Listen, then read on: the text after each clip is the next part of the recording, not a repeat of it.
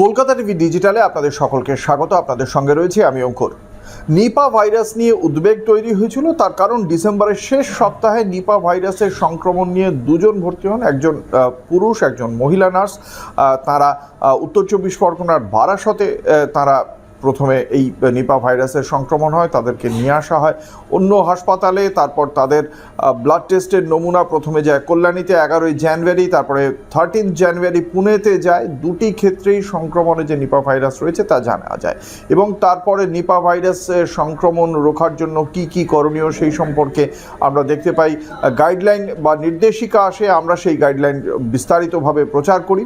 তবে ইতিমধ্যেই আমরা যেটা জানতে পারছি, ধীরে ধীরে যারা দুজন আক্রান্ত হয়েছিলেন তাদের অবস্থার কিন্তু আগের থেকে উন্নতি ঘটেছে এবং এই সময়ে দাঁড়িয়েই ওয়ার্ল্ড হেলথ অর্গানাইজেশন বা বিশ্ব স্বাস্থ্য সংস্থা নিপা ভাইরাস নিয়ে একটা স্বস্তির খবর শোনালো। তারা কি বলছেন? তারা বলছেন যে পশ্চিমবঙ্গে হয়তো দুজন আক্রান্ত হয়েছিলেন, কিন্তু এই মুহূর্তে নিপা ভাইরাসের সংক্রমণ বা তার প্রসার নিয়ে এখনই উদ্বিগ্ন হওয়ার কিছু নেই। ভারতের প্রশাসন এবং ভারতের স্বাস্থ্য ব্যবস্থা সমন্বয়ের মাধ্যমে যে কাজ করেছে, যে প্রতিরোধমূলক পদক্ষেপ করেছে, প্রত্যেকটি সঠিক রয়েছে এবং এখনও পর্যন্ত নিপা ভাইরাসের সংক্রমণ এমন পর্যায়ে পৌঁছয়নি যে এক দেশ থেকে অন্য দেশে ভ্রমণের ক্ষেত্রে কোনো বিধিনিষেধ আরোপের প্রয়োজন হয়, এটা জানাচ্ছে বিশ্ব স্বাস্থ্য সংস্থা।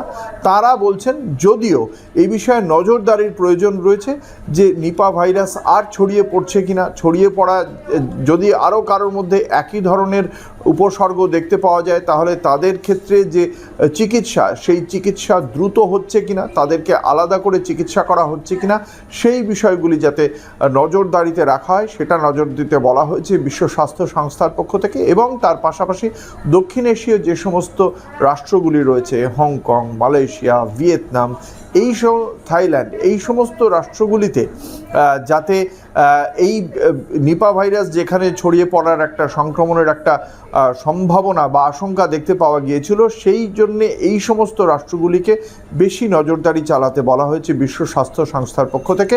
তবে এই মুহূর্তে খুব চিন্তিত হওয়ার, উদ্বিগ্ন হওয়ার কোনো কারণ নেই, শুধুমাত্র সতর্কতা এবং নজরদারি প্রয়োজন।